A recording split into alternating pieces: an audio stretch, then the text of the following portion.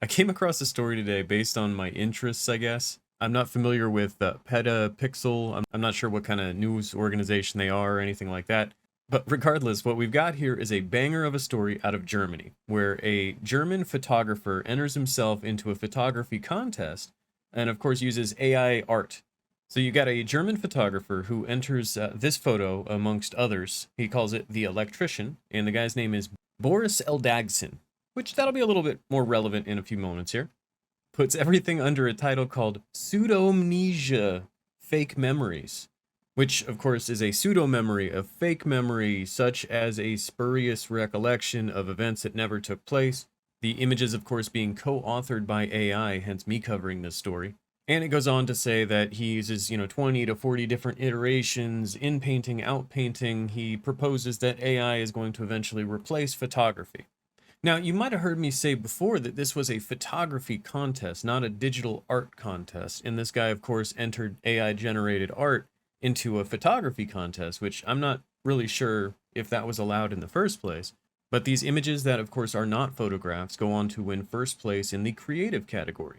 Now, since winning, he's gone on to his blog. He's saying he's very happy. He's won the creative category for the photography awards. I've been photographing since 1989, been a photo media artist since 2000. After 2 decades of photography, my artistic focus has shifted to exploring the creative possibilities of AI generators. And then he says some other really nice things. For me, working with AI image generators is co-creation, in which I am the director. He talks about refining text prompts, he talks about developing a workflow, a lot of the stuff that we cover here. Now, he does call his work images and not photographs. And you can see here the win has been controversial because photographers are bemoaning the fact that the image is created without a camera, which is kind of an important aspect of photography if that is what's being contested here. I'll leave you to ask yourself, was this the guy's plan all along to enter the contest and win just to make a statement?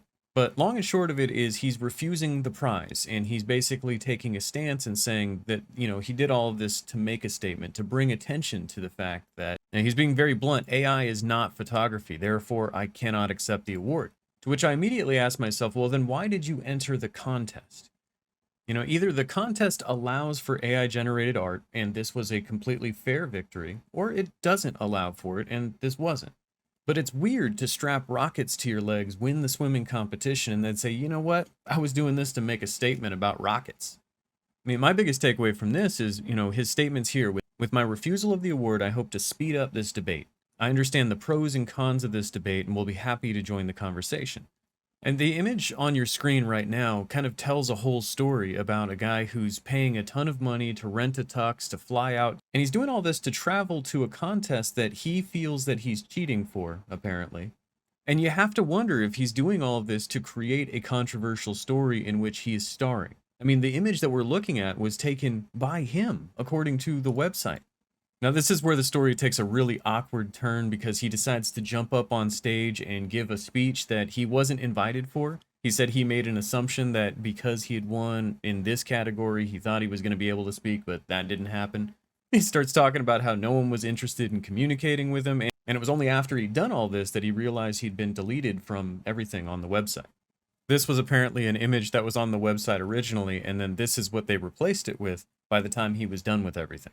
And look, there's a lot of different approaches, a lot of different strategies, methodologies that you could use to get your word out about AI art, about your feelings on it, about different changes that could be made in how we look at and how we perceive a lot of this stuff contextually. But this is probably not the ideal way to get your message out there.